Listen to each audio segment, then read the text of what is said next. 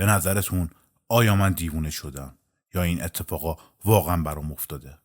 سلام رفقا، به کانال داستان‌های ترسناک فارسی برزخ تیوی خوش اومدید. بی معطلی بریم سراغ داستان ترسناک امشب و با هم بشنویمش. میدونید معلمی برای من یه عشقه. من این شغلو نه به خاطر پول بلکه به خاطر عشقی که داشتم انتخاب کردم تا وقتی که این اتفاقات ترسناک توی زندگی من افتاد. من لیلام، از بچگی آرزو داشتم معلم بشم. اوایلی که قبول شدم 2 سال تو شهر خودمون تدریس میکردم. فکر میکردم دیگه همه چی همینه. اما وقتی حکم انتقالی من به یه روستای دور افتاده اومد همه چیز عوض شد. همه میگفتن نرو اونجا غریب میشی، شرایطش برات سخته. من ولی دلم میخواست تجربه کنم. گفتم چی از این بهتر که به بچه‌های روستای دور افتاده هم سواد یاد بدم. راه طولانی بود. با اتوبوس قرازه میرفتم اونجا یه جاده پرپیچ و خم و خطرناک داشت. کوه، دره، سکوت. اما وقتی رسیدم روستا انگار وارد یه دنیای دیگه شده بودم. خونه‌های کاهگلی، کوچه‌های خاکی، هوای سنگین. اونقدری فضا بد بود که نفس کشیدنم تو اونجا سخت بود. وقتی که رسیدم چند تا پیرزن جلوی مسجد نشسته بودن. همین که منو دیدن زل زدن تو صورتم. زیر لب چیزی میگفتن ولی به محض اینکه نزدیک شدم حرفاشونو قطع کردن. نگاهاشون مشکوک بود. نمیدونم چی توش بود. یه چیزی بین ترس و نفرت. یه مرد میان سال با یه سیبیل پرپشت و اخم اومد طرفم. برگشت بهم گفت خانم معلم جدید شمایی؟ منم گفتم بله، اسمم لیلاست. یه جوری نگام کرد انگار نمیخواست اونجا باشم. بعد برگشت بهم گفت مدرسه‌تون همونجاست اما خیلی باید مراقب باشید. با تعجب پرسیدم مراقب چی باشم؟ هیچی نگفت و فقط وسایلمو برداشت و راه افتاد. دنبالش رفتم. کوچه ها باریک بودن. سگا داشتن زوزه میکشیدن. نمیدونم چرا اون صداها مو به تنمو سیخ میکرد. رسیدیم جلوی ساختمون، همون مدرسه. وای، یه ساختمون قدیمی. دیواراش ترک خورده بود. پنجره ها شیشه نداشتن. حیاتش پر شده بود از علفای هرز. همونجا یهویی قلبم فرو ریخت. برگشتم گفتم اینجا همون مدرسه است؟ مرد بدون اینکه نگام کنه گفت از قدیم همینطور بوده. وسایلمو گذاشت و رفت. من تنهایی وارد حیاط شدم. هر قدمی که برمی داشتم صدای خشخش برگا زیر پام بلند می شد. سکوت همه جا رو گرفته بود. حتی یک کلاغ هم پر نمی زد. در کلاس رو باز کردم. بوی نم و رطوبت زد تو دماغم. نیمکت‌ها رو خاک گرفته بود. تخت ترک برداشته بود. وقتی دست کشیدم روش گرد و غبار توی فضای کلاس پخش شد. چشم افتاد به یه دفتری که روی میز مونده بود. کهنه و چرمی. کنجکاو شدم و بازش کردم. روی اولین صفحه نوشته بود حاضرین امروز. اسم چند تا بچه هم نوشته بود. ولی تاریخشو که دیدم خوشگم زد. مال 20 سال پیش بود. ورق زدم. صفحه بعد هم پر بود. بعدی هم همینطور. همه با همون خط بچگونه. همه با تاریخ‌های قدیمی. یهو دلم هر ریخت. همون لحظه یه باد سردی از پنجره شکسته کلاس زد تو. دفتر خود به خود ورق خورد و وایساد روی صفحه خالی. مداد کوتاهی که روی میز بود بدون اینکه هیچکی دستش بگیره شروع کرد به نوشتن. وای، من یخ زدم. صدام در نمی اومد. با همون خط بچگونه دقت کردم یه اسمی رو نوشته بود. اسم لیلا. همون روز اول وقتی این صحنه رو دیدم تا شب تو فکر بودم. هی به خودم میگفتم حتما خستگیه، حتما توهمه. اما دلم آروم نمیگرفت. خونه‌ای که برام اجاره کرده بودن نزدیک مدرسه بود. یه اتاق کوچیک با دیوارای کاهگلی، با یه چراغ نفتی قدیمی و یه تخت فلزی که صداش از همون اول رو اعصابم بود. شب که شد همه جا ساکت شد. سکوتی که تو شهر هیچ وقت تجربه نکرده بودن. حتی صدای موتور، صدای ماشین، هیچی. فقط صدای باد لابلای درختای خشک می اومد. کنجکاو شدم که برم بیرون. در رو باز کردم. کوچه خالی بود. فقط دورتر یه پیرزن رو دیدم که چادرشو کشیده بود و صورتشو آروم از کنار دیوار رد می شد. همین که نگام بهش افتاد وایساد ولی برنگشت. چند ثانیه بعد هیچ صدایی رفت. مو به تنم سیخ شده بود. رفتم تو اتاق و چراغو خاموش کردم. هنوز پلکام گرم نشده بود که صدای قدمی رو شنیدم. انگار یکی تو حیاط داشت راه میرفت. نفسمو حبس کردم. فکر کردم شاید صاحبخونه باشه، ولی یادم اومد اون گفته بود شب نمیاد. پا شدم، پرده رو کنار زدم. تو تاریکی چیزی دیده نمیشد، اما صداها واضح بود. یه صدا مثل قدمای کوچیک، تند و نامنظم، مثل اینکه یه بچه‌ای داره میدوه. زیر لب گفتم توهم لابد لیلا، فقط توهمه. برگشتم سمت تختم، اما درست وقتی خواستم دراز بکشم صدای زنگ مدرسه بیرون بلند شد. یه لحظه خشکم زد. ساعت رو نگاه کردم، نزدیک 12 شب بود. کی ممکن بود نصف شب بره و زنگ مدرسه رو بزنه؟ جرأت کردم رفتم دم در. کوچه خالی بود. حیاط مدرسه تاریک بود، ولی چراغ یکی از کلاسا روشن شده بود. نفسم بند اومده بود. چراغی اونجا نبود. برق هم تو مدرسه وصل نبود اصلا. پس اون نور لامصب چیه؟ وایساده بودم و فقط نگاه میکردم که یه سایه کوچیک پشت پنجره رد شد. سایه یه بچه. زیر لب گفتم لیلا، نه امکان نداره. ولی همون لحظه صدای خنده بچه ها پیچید تو حیاط. خنده‌ای که با باد قاطی شده بود. مو رو تو تنم سیخ کرد. دویدم تو اتاق و در رو قفل کردم. نشستم گوشه تخت، چراغا رو روشن کردم. قلبم داشت از سینه میزد بیرون. به خودم گفتم لیلا، این فقط یه شوخیه. شاید بچهای روستا میخوان معلم جدید رو بترسونن، ولی ته دلم میدونستم این شوخی نبود. اون شب تا صبح چشم رو هم نذاشتم. هر چند دقیقه صدای پا میشنیدم، صدای زمزمه، بعضی وقتا هم صدای تق تق، انگار کسی با ناخون به شیشه میزد. صبح که شد با چشمای سرخ رفتم مدرسه. میخواستم همه چیز رو فراموش کنم، اما وقتی به حیاط رسیدم یه چیزی دیدم که نفس رو تو سینم حبس کرد. روی تخت سیاه کلاس یکی با گچ تازه نوشته بود خانم معلم خوش اومدی. صبح بعد از اون شب وحشتناک با چشمای ورم کرده رفتم سمت مدرسه. هنوز اون جمله روی تخت سیاه بود. خانم معلم خوش اومدی. دستام داشت میلرزید. تخت پاک‌کن رو برداشتم که نوشته رو پاک کنم، ولی هر چی بیشتر پاک میکردم پر رنگتر میشد. آخر سرم ولش کردم و رفتم سمت حیاط. چند تا از بچهای روستا اومدن سر کلاس. کوچیک بودن و معصوم، اما عجیب ساکت. حتی یک کلمه هم حرف نمیزدن، فقط نگاه میکردن. یهو پرسیدم کی اینا رو تخت نوشته؟ همشون سرشون رو انداختن پایین. هیچکس هیچ جوابی نداد. یکیشون که یه دختر لاغر با موهای بافته بود فقط زیر لب گفت ما نمیریم نزدیک تخته. بعد سری ساکت شد. ظهر که شد تصمیم گرفتم برم نونوایی. شاطر یه پیرمردی بود با دستایی ترک خورده. وقتی گفتم من معلم جدید مدرسه روستام، همونجا دست از کار کشید و یه نگاه سنگین انداخت و گفت دخترم خودتو درگیر نکن، اون مدرسه سال هاست دیگه مدرسه نیست. با تعجب ازش پرسیدم حاجی مگه چی شده؟ لبخند تلخی زد و گفت هیچ کس تو این روستا در مورد اون حرف نمیزنه. هر کی حرف زده یا دیگه زنده نمونده یا عقلشو از دست داده. دلم فرو ریخت. پرسیدم پس چرا هنوز مدرسه بازه؟ چرا بچه ها هنوز میان اونجا؟ یهو صدای پیرزن دیگه ای از پشت سرم اومد. گفت چون هیچ کس جرأت نمیکنه درشو ببنده. اونجا مال خودشونه، ما فقط جرأت مخالفت نداریم. وایسادم، قلبم داشت میکوبید. گفتم منظورتون از خودشون کیه؟ هیچکی جوابم نداد. همه ساکت شدن. فقط صدای سرفه پیرمرد نونوا می اومد. فهمیدم اگه بیشتر بپرسم چیزی جز سکوت گیرم نمیاد. وقتی برگشتم سمت خونه دیدم چند تا بچه پشت سرم دارن دنبالم میاد. وایسادم و گفتم چیه؟ چرا دنبال من دارید میایید؟ یکیشون همون دختر لاغر بود. آروم اومد جلو و گفت خانم معلم شما هم مثل بقیه میخواید برید نه؟ گیج شدم. گفتم بقیه؟ کدوم بقیه؟ یهو چشمای همون دختر پر از اشک شد و گفت اونایی که قبل از شما اومدن همه یه جوری رفتن. قلبم یخ کرد. پرسیدم یعنی چی؟ معلمای قبلی چی شدن؟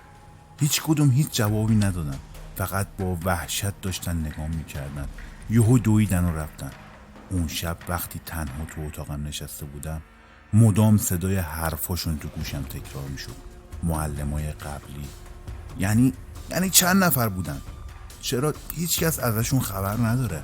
داشتم به همین چیزا فکر میکردم که نصف شب دوباره صدای زنگ مدرسه بلند شد. این بار دیگه طاقت نیاوردم. چراغ نفتی رو برداشتم و رفتم سمت حیاط. باد سردی داشت میومد. علف‌های هرز تو تاریکی داشتن تکون میخوردن. در مدرسه نیمه باز بود. با دستای لرزونم هل دادم و وارد شدم. نور چراغ روی دیوارای نم‌زده داشت میلرزید. یه چیزی روی زمین بود. یه دفتر حضور غیاب. خم شدم و برداشتمش. صفحش باز شده بود. با همون خط بچگونه نوشته بود لیلا حاضر. درست زیرش هم نوشته بود خانم معلم قبلی غایب برای همیشه. صبح که شد هنوز اون دفتر و نوشته ها تو ذهنم بود. نشستم روی تخت و فکر کردم. نمیتونم فرار کنم. باید بفهمم واقعا چی گذشته. اما دروغ چرا؟ واقعا میترسیدم و ته دلم میلرزید. اول رفتم سراغ کتابخونه مدرسه. یه اتاق کوچیک کنار کلاس ها بود. پر از کتابای خاک گرفته.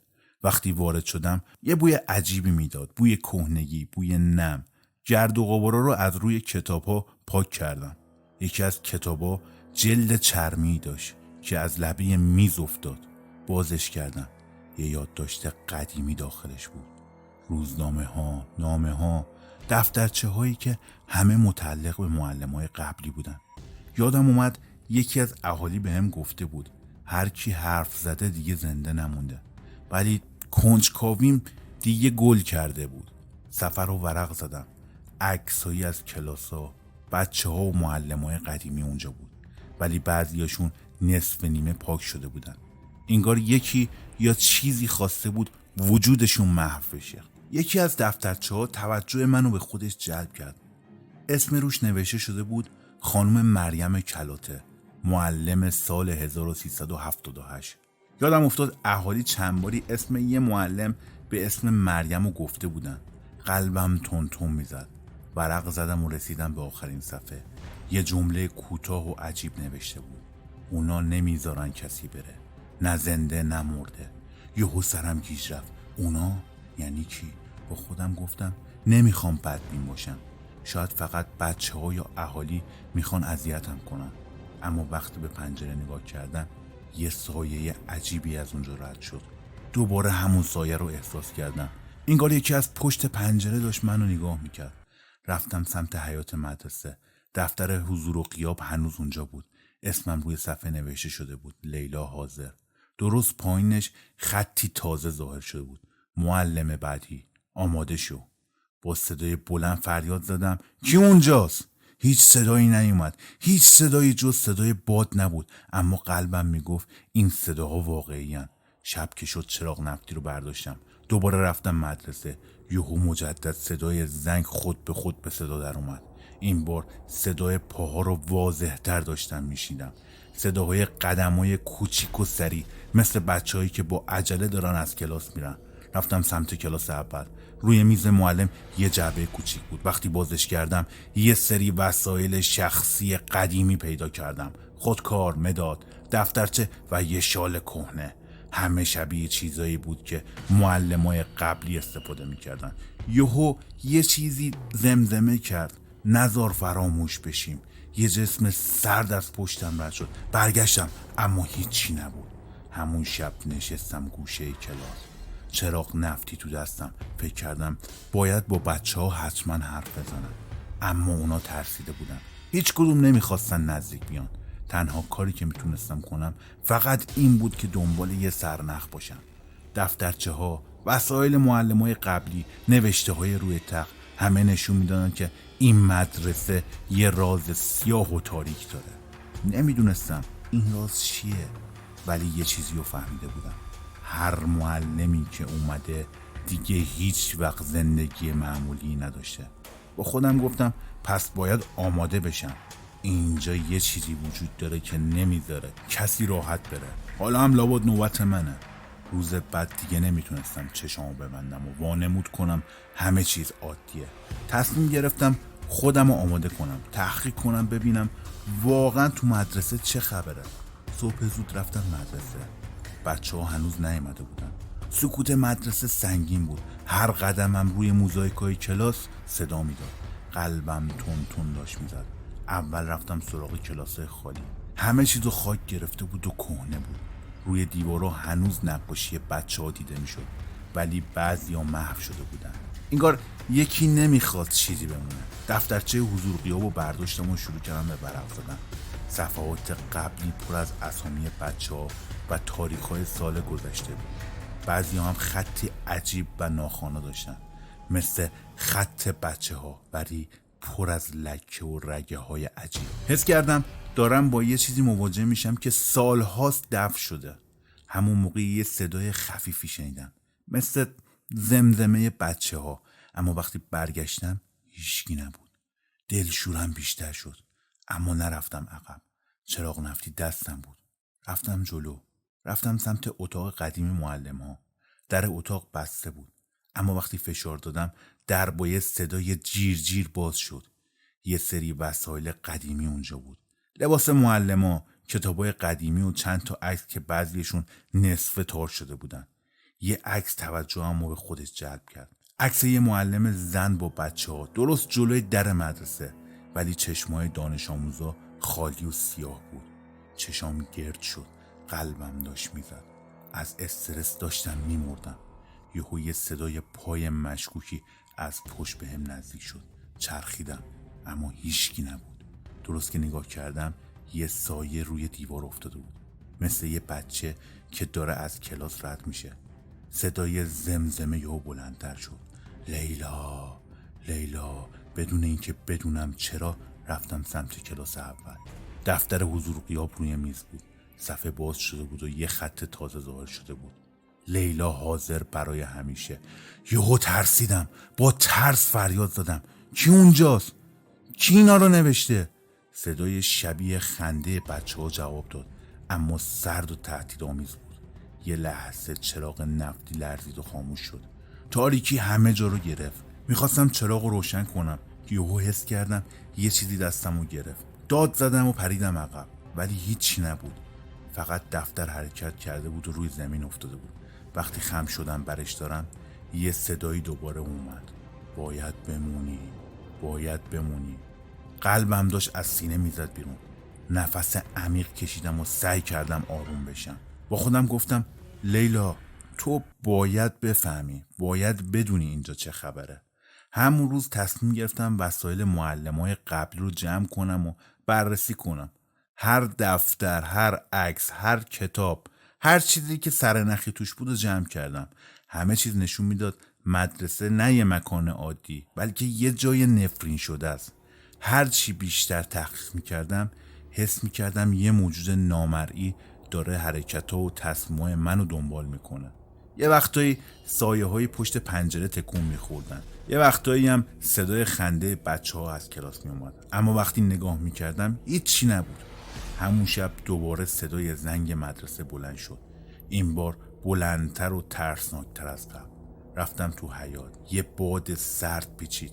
علف‌های هرز داشتن تکون میخوردن. نور ماه روی پنجره ها سایه های عجیبی میساختن. دفتر حضور و غیاب روی میز معلم بود. صفحه باز شده بود. لیلا حاضر، آماده شو. یهو به خودم گفتم پس اینجا فقط منو نمیبینه، چیزی یا کسی منتظر منه. اون شب تا صبح نتونستم چشمو ببندم. هر صدا، هر حرکت کوچیک دلمو میلرزون. تصمیم گرفتم فردا برم سراغ همون اتاق قدیمی که وسایل معلمای قبلی اونجا بود. شاید جواب همه این سوالام اونجا باشه. صبح زود از خواب بیدار شدم. چشام هنوز سنگین بود، اما یه حس عجیبی منو بیدار نگه داشته بود. رفتم سمت مدرسه. سکوت سنگین همچنان همه جا رو پر کرده بود. هر قدمم روی زمین صدا میداد، ولی هیچ کسی نبود. همون اول رفتم سمت اتاق قدیمی معلمای قبلی. درش بسته بود. نفس عمیقی کشیدم. در رو هل دادم. خشخش کنان صداش توی گوشم پیچید. داخل که شدم همه چیز همونطوری که شب قبل دیده بودم. خاک گرفته بود، اما یه چیز جدید توجهمو جلب کرد.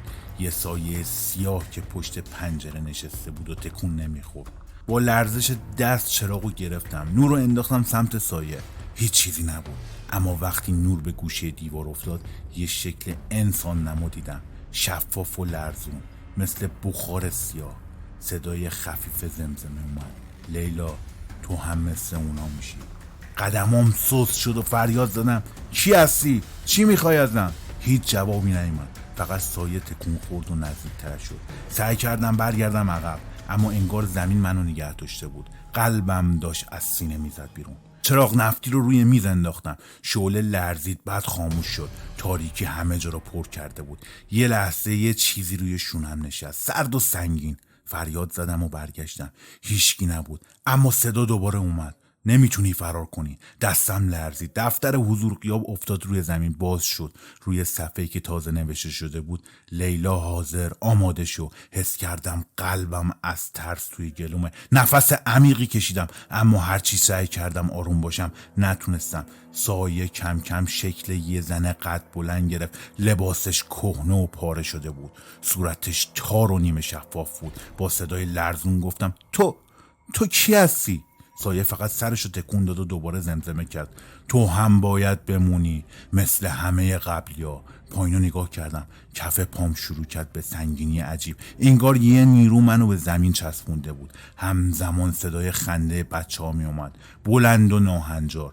بچه‌هایی که تو کلاس هیچ وقت ندیده بودم. فکر کردم دارم دیوونه میشم، اما وقتی دستم به در اتاق رسید، در خود به خود بسته شد و قفل شد. چراغ نفتی دوباره روشن شد و سایه زن ناگهان نزدیکم شد. نفسش سرد بود و خفه کننده. گفتم: چی میخوای ازم؟ چرا منو انتخاب کردی؟ صدای خسته و غمگین جواب داد: چون تو هنوز زنده ای. هنوزم میتونی شاهد باشی، اما دیر یا زود مثل من. یه دفعه باد سردی پیچید، همه چیز تاریک شد. چراغ نفتی افتاد، روشنایی کم شد و سایه محو شد.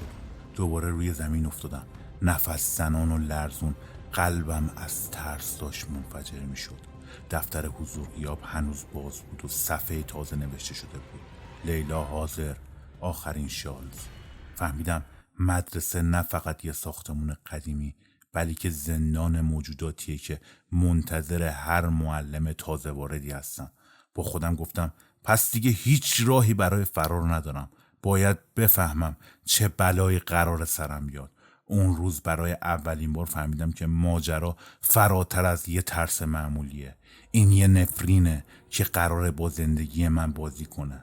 صبح که شد هنوز لرزه از تنم بیرون نرفته بود. دلم میخواست فرار کنم، ولی یه حس عجیبی میگفت نمیتونی بدون فهمیدن حقیقت بری. چراغ نفتی رو برگشتم و راهی مدرسه شدم. سکوت همه جا رو پر کرده بود. هر قدمم روی زمین چوبی صدا میداد و انگار دیوارا داشتن نفس میکشیدن. اول رفتم سراغ کلاس اول. دفتر حضور غیاب هنوز روی میز بود. وقتی نزدیک شدم صفحه تازه‌ای ظاهر شد: لیلا، آماده باش. نفسم بند اومد، ولی با خودم گفتم حالا وقتشه، الان باید حرف بزنم. با صدای لرزون گفتم: اگه کسی اینجاست میخواد حرف بزنم، میخوام بدونم چی گذشته. برای چند ثانیه سکوت شد. بعد یه صدای آروم و خسته اومد، گفت: تو میخوای بدونی؟ پایین اومدم و گفتم: آره، همه چیزو. معلمای قبلی چی شدن؟ چرا بچه ها میترسن؟ صدایی مثل باد بین درخت جواب داد: چون مدرسه نفرین شده است. هر معلمی که اومده دیگه بیرون نرفته، نه زنده نه مرده. قلبم از ترس میلرزید، اما کنجکاویم بیشتر بود. پرسیدم: پس منو چی؟ منو میخواید؟ سایه کم کم شکل یه زن بلند قد گرفت. لباس کهنه و پاره، صورتش نیمه شفاف بود. گفت: تو هنوز زنده ای، میتونی شاهد باشی، ولی دیر یا زود باید مثل من بشی. گفتم تو کی هستی اصلا؟ چرا اینجایی؟ جواب داد: منم یه معلم بودم مثل تو، اما یه روز همه چیز تغییر کرد. مدرسه نذاش برم، مدرسه نذاش زنده بمونم. یاد دفتر حضور غیاب افتادم. صفحه‌ای که نوشته بود: لیلا، آخرین شانس. سایه ادامه داد: تو تنها کسی هستی که میتونی راز منو بفهمی. فقط اگه جرأت داشته باشی میتونی زنده بمونی. با ترس ولی جسارت گفتم: پس بهم بگو واقعا چی شده؟ چرا هیچ معلمی بیرون نرفته؟ سایه نفس عمیقی کشید و گفت مدرسه روی زمین نیست، یه دروازه بین دنیا هاست. هر کسی وارد شده با خودش چیزی آورده و اون چیزیه که مدرسه میخواد. روحشو نمیذاره ببره. با چشمایی گرد شده پرسیدم چی میخواد؟ چرا میخواد اصلا؟ سایه خندید، ولی خندش غمگین و تهدیدآمیز بود. گفت قدرت، زندگی، ترس، همه چیز میخواد تا کسی دیگه وارد نشه. هیچ کسی از ما خبری نداره. دستام شروع کرد به لرزیدن. گفتم پس راه فراری هم حتما وجود داره. صدا آهسته جواب داد راستشو بخوای نه، اما اگه حقیقتو بفهمی شاید بتونی یه روز. حس کردم قلبم سنگین شده، ولی یه انگیزه‌ای پیدا کرده بودم. گفتم میخوام بدونم، پس به هم نشون بده. سایه نزدیکتر شد. با نور چراغ نفتی که روش بود داشتم کامل میدیدمش. چشاشو دیدم، سیاه، تهی، پر از سالها غم و نفرین. سایه گفت تو باید اون دفترچه ها رو پیدا کنی، عکس ها، وسایلا، همه چیزو، وگرنه مثل ما میشی. با لرزش گفتم باشه. اول رفتم سراغ دفترچه خانم کلاته. صفحاتش پر از یادداشت‌های عجیب بود. بعضی از جمله‌ها مثل حاله تاریک روی کاغذ کشیده شده بودن. اونا نمیذارن برم. یه عکس قدیمی پیدا کردم. معلم و بچه ها جلوی در مدرسه، ولی چشماشون سیاه و تهی. دلم لرزید. یهو صدای قدم شنیدم. نزدیک بود. برگشتم، اما کسی نبود. حس کردم یه چیزی پشت سرمه.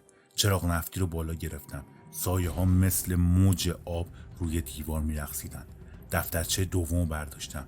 نوشته ها درباره شبای عجیب مدرسه بود. اینکه چطوری هر معلمی که می اومده با ترس و وحشت روبرو می شده و بعدش هم ناپدید می شده. یه صدای زمزمه یهو اومد، لیلا. دلشورم بیشتر شد، ولی گفتم میخوام حقیقت رو بفهمم، به هم نشون بده. سایه زن دوباره ظاهر شد، نزدیکتر از قبل، و گفت هر چیزی که لازم داری اونجاست، و به سمت گوشه اتاق اشاره کرد. رفتم یه جعبه چوبی قدیمی رو پیدا کردم. داخلش یه دفترچه کوچیک بود، مداد، عکسای محو شده. هر سفر رو که باز می‌کردم گذشته مدرسه بیشتر جلوی چشم روشن می‌شد. بچه‌ها، معلم‌ها، اون موجودات نامرئی که همه چیز رو کنترل می‌کردن. سایه زن دوباره زمزمه کرد حالا انتخاب تو بکن. ادامه میدی یا مثل اونا میشی. قلبم از ترس و هیجان داشت میزد بیرون، اما گفتم ادامه میدم. باید بفهمم که چی شده. اون لحظه حس میکردم مدرسه نفس منو داره میگیره. دیوارا داشتن تکون میخوردن و سایه ها اطرافم جمع شده بودن. هر چیزی که پیدا میکردم با حضور سایه ها زنده میشدن. مداد روی میز خود به خود حرکت میکرد. دفترها خود به خود ورق میخوردن و صدای خنده بچه ها بلند میشدن. با خودم گفتم این تازه شروع ماجراست و من آماده باید باشم برای مواجهه با واقعه یا چیزی که همه معلم‌ها رو گرفتار کرده. شب که شد من آماده شدم تا با حقیقت روبرو شم. دفترچه ها، عکس ها و وسایل معلم‌های قبلی رو کنارم گذاشتم. چراغ نفتی رو روشن کردم، اما نورش کمرنگ و لرزون بود. سکوت مدرسه مثل یه دیوار سنگین داشت به هم فشار می آورد. همه چیز آماده بود. میدونستم حالا یا همه چیز رو میفهمم یا مثل بقیه گرفتار میشم. یهو یه صدای خشخشی بلند شد. سایه زن دوباره ظاهر شد، اما این بار تنها نبود. چندین سایه کوچیکتر هم دورم حلقه زده بودن. بچه‌هایی که هیچ وقت ندیده بودم، با چشمای سیاه و خالی. صدای اصلی زمزمه میکرد وقتشه با من روبرو بشی. با قلبی تند و لرزون گفتم باشه، خودتو بهم نشون بده. سایه اصلی شکل واقعی خودشو گرفت. یه موجود بلند و نیمه شفاف با چشمای خالی و لبخندی سرد و تهدیدآمیز. یه صدای عمیق و خسته که بهم گفت این مدرسه پل بین دنیا هاست. هر معلمی که وارد شد چیزی رو با خودش آورد و من نگهش داشتم. با ترس پرسیدم چیزی آورد؟ یعنی چی؟ جواب داد ترس، شک، روحشون، هر چیزی که انسان با خودش داره اینجا قفل میشه و دیگه هم آزاد نمیشه. یه لحظه سکوت شد. من حس کردم وزن دنیا رو شونه هامه. سایه ادامه داد تو فرق داری، تو هنوز زنده‌ای و میتونی انتخاب کنی، ولی باید امتحان بشی. یهو یه نور سرد اطرافم پیچید. دفترچه خود به خود باز شد. عکس‌ها و یادداشت‌ها روی دیوار داشتن حرکت میکردن. همه چیز زنده شده بود. با صدای لرزون گفتم چه امتحانی؟ من آمادم. صدای خنده عجیب اومد.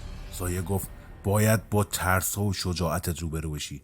اگه بتونی آزاد میشی، اگرم نه مثل همه معلمای قبلی گرفتار میشی. همون لحظه یاد همه خاطرات، دفترچه ها و وسایل افتادم. دستامو باز کردم و گفتم من نمیترسم، حقیقت رو میخوام بدونم. سایه چند لحظه نگام کرد، بعد آهسته عقب رفت. دفترچه ها روی زمین شروع به تاب خوردن کردن و صدای خنده بچه ها آروم شد. یه لحظه همه چیز ساکت شد. بعد سایه ها محو شدن و نور ماه وارد کلاس شد. همه وسایل به حالت عادی برگشتن، اما دفترچه ها هنوز باز بودن. انگار یه پیام گذاشته بودن. تو مسیر رو پیدا کردی، اما مراقب باش. صبح شد. من تنها تو کلاس نشسته بودم. سکوت عادی. بچه ها هم اومده بودن، اما همه چیز فرق کرده بود. دیگه دفتر حضور غیاب صفحه تازه نداشت. تخته سیاه خالی بود و من فهمیدم که امتحان اولم رو پشت سر گذاشتم. با خودم گفتم من هنوز زنده ام و حالا میفهمم چرا معلمای قبلی گرفتار شدن. هر چیزی که میخواستم کشف کنم حالا جلوی چشمم بود. راز نفرین مدرسه روشن شده بود، اما هشدار سایه زن هنوز تو گوشم پیچیده بود. مراقب باش، یه روزی برمیگردن. لیلا اون روز فهمید که مدرسه نه فقط یه مکان آموزش، بلکه زندان ترس‌ها و خاطرات معلمای گذشته بود. اما چیزی که فرق داشت شجاعت و کنجکاوی لیلا بود که بهش اجازه داد از اولین برخورد با نفرین جون سالم به در ببره. با قدم‌های لرزون اما مصمم دفترچه ها رو جمع کرد و به سمت خونه برگشت. میدونستم که این فقط شروع یه مسیر طولانی برای فهمیدن همه رازهاست. و وقتی در خونه رو بستم، سکوت عجیبی اما آرامش بخش همه جا رو پر کرد. دوستان عزیز، به انتهای این ویدیو رسیدیم. اگه طرفدار ویدیوهای داستانی ترسناک به زبان فارسی هستید، حتما چنل ما رو سابسکرایب داشته باشید. به انتهای این ویدیو رسیدیم. هر جا که هستید موفق، سربلند، کامیاب و پیروز باشید. خدایا رو نگهدار.